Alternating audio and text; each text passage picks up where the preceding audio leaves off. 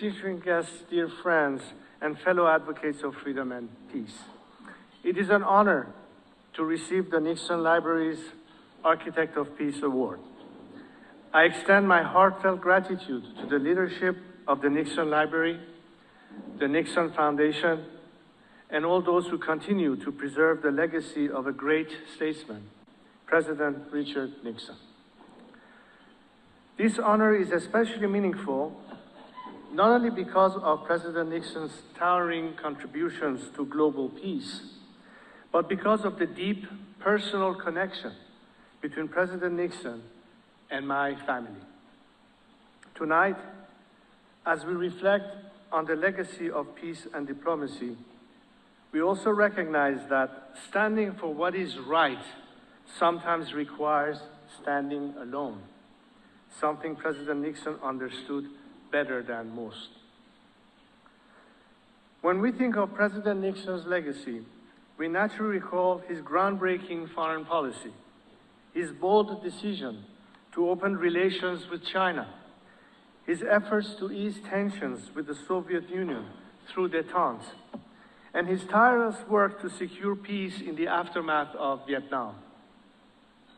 But President Nixon's vision extended beyond the immediate concerns of his time. He saw the Middle East as a vital region, one that held the key to stability in an increasingly interconnected world. And it was President Nixon who best understood the vital role Iran played in securing peace and security in that region. Iran, under my late father's leadership, stood as a pillar of stability in the Middle East.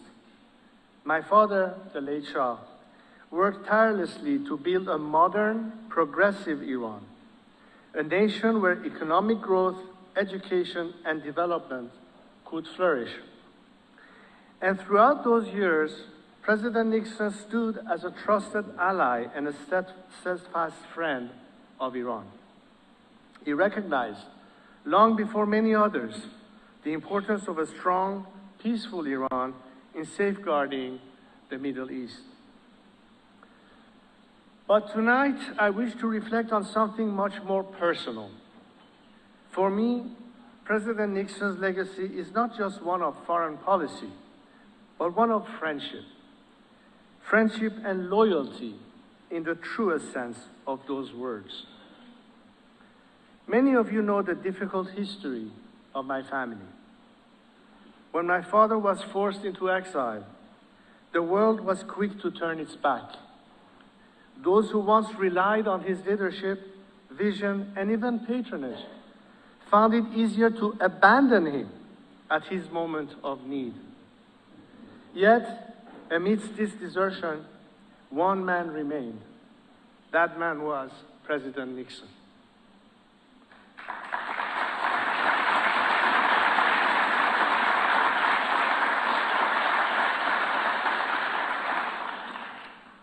When my father passed away in 1980, President Nixon did not hesitate to travel to Egypt for his funeral. In doing so, he joined President Anwar Sadat as one and the only two world leaders of significant global stature to attend. Despite the shifting political winds, despite the ease with which so many others had turned away, President Nixon chose to stand by his friend, and in doing so, he stood by the people of Iran. It was not a decision based on political expediency. It was a decision rooted in integrity and conviction. President Nixon knew what so many others chose to forget, that true friendship is not about convenience, not performatively, but instinctively.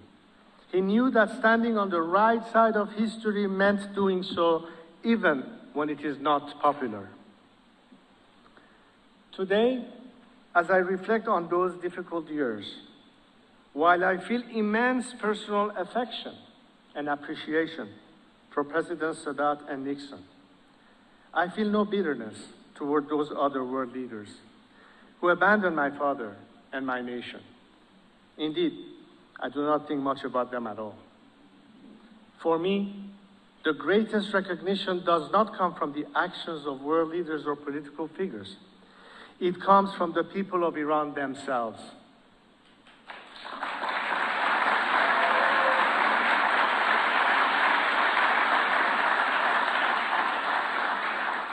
Today, in the streets of Iran, people chant the name of my father. They remember him not simply as a leader of a bygone era, but as a symbol of sovereignty, progress, pride, and service to the nation. Despite the decades that have passed, his memory is alive in the hearts of Iranians. His greatest vindication comes not from the actions of governments, but from the voices of ordinary people who honor his legacy. I spoke of President Nixon standing alone. Often those fighting for Iran's liberation did so alone, and against the pressures of the global media and establishment. Even today, those pressures continue. But today things have changed, because those ordinary people who honor my father's name do so not just out of nostalgia. Those ordinary people, millions of them across my country, are extraordinarily brave, because they are not just hoping for the better future my father believed they deserved. They are fighting for it.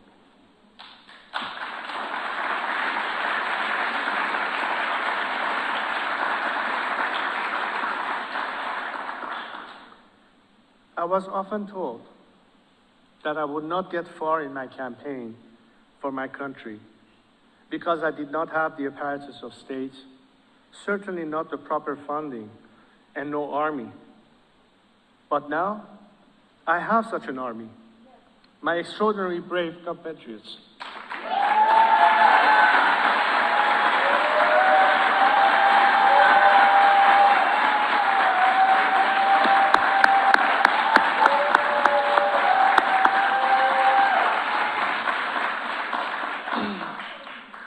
And having once worn my nation's uniform, there's no one I stand more proudly side by side with than the people of Iran today.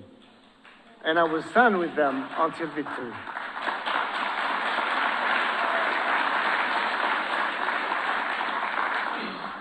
And so, as I accept this award tonight, I do so not just for myself. This honor belongs to the people of Iran. They are the true architects of peace. For decades, they have endured unimaginable suffering under a brutal regime that has sought to extinguish their hopes and dreams. Yet, despite everything, they continue to rise. They continue to fight for the realization of our great civilization. Their sacrifices are not too often ignored on the world stage. But tonight, through this recognition, the Nixon Library is shining a light on their courage and resilience. Just as President Nixon once stood with my father, the Nixon Library now stands with the Iranian people, choosing not to follow the easy or popular path, but to stand on the side of truth and justice.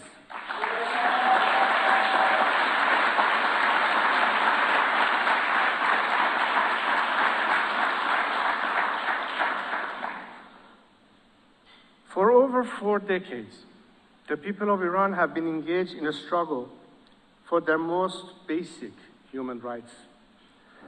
They have faced persecution, imprisonment, torture, and death, all for daring to demand what should be guaranteed to all: the right to live in peace, to express their beliefs freely, and to choose their leaders without fear. From the student movement of 1999 and the regime's deadly attack on the Tehran University students' dormitory, to the protests of 2009, where millions took to the streets in the name of freedom, to the freedom fighters of November 2019, to the brave youth of today who risk everything by defying the regime's oppressive laws, these are the true architects of peace. The struggle is not for power or for conquest. It is for the simple yet profound right to live in dignity. Yet we stand at a dangerous juncture. The winds of war are blowing across our region. But let us be clear, this is not the war of the Iranian people.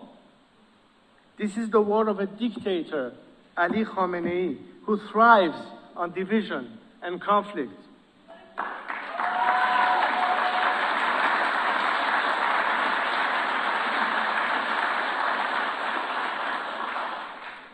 The Iranian people do not seek war. They seek peace, security, and a future free from tyranny. They are fighting for that future. Theirs is not just a quest to free Iran, but to free the Middle East, Arabs and Israelis from the terror of the Islamic Republic. It is because of them, my dear compatriots, that I have stayed in this fight. I seek nothing for myself, only to serve them. So as long as I live, I will continue my lifelong mission to free Iran from this oppressive regime.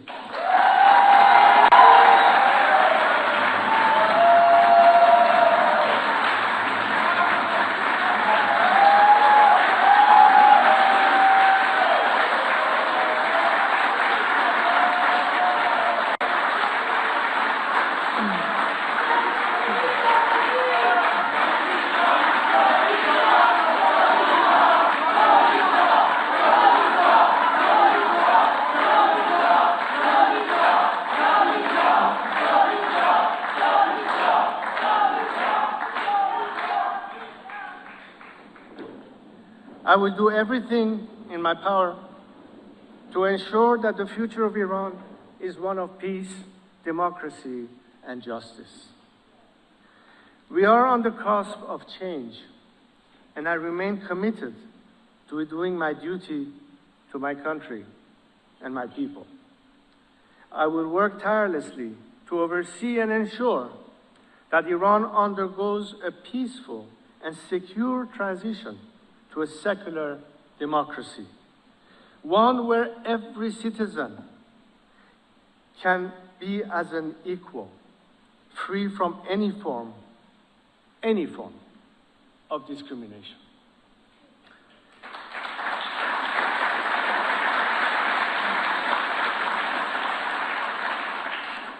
In this mission, I draw inspiration from the great leaders of my youth, my own father, President Sadat, and President Nixon. These men understood that peace is not simply the absence of war, but the presence of justice, dignity, and freedom. They were architects of a better world, and it is their legacy that I seek to carry forward.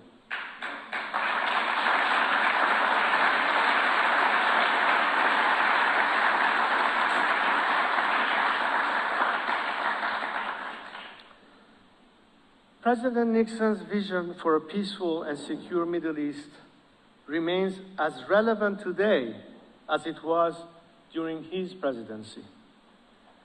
His boldness in pursuing peace, his willingness to challenge the status quo, and his unshakable belief in freedom continues to inspire me. As I accept this award, I do so with not hope, but belief that we are nearing the day when the Iranian people will once again take their rightful place in the world, a free, democratic, and peaceful Iran.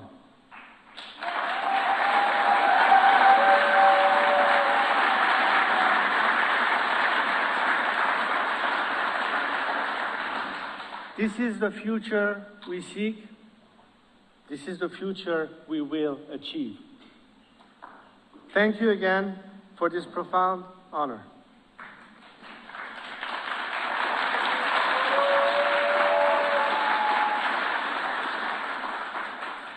I accept it in memory of all those Iranians who have lost their lives in the battle to reclaim Iran.